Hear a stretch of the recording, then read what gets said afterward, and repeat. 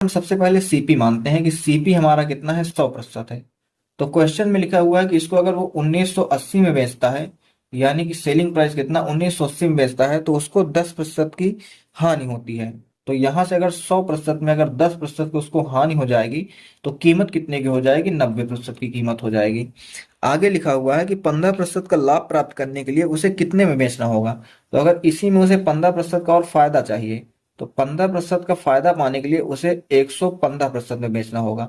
ये हो जाएगा हमारा SP2, ये हो जाएगा SP1। मतलब अगर 100 में उसे 15 का फायदा चाहिए, तो जाहिर सी बात है कि 100 में अगर 15 और चाहिए तो उसे 115 में बेचना होगा। तो हमें 90% की वैल्यू पता है और हमें 115% की वैल्यू बतानी है। तो इसको हम कैसे निकालेंगे कि 90% की वैल्यू हमारे पास दी हुई है, कितनी है, 1980 रुपए। हमें बतानी है 115% की वैल्यू, तो वो कितनी हो जाएगी, 1980 डिवाइड बाई 90 और मल्टीप्लाइड बाई 115।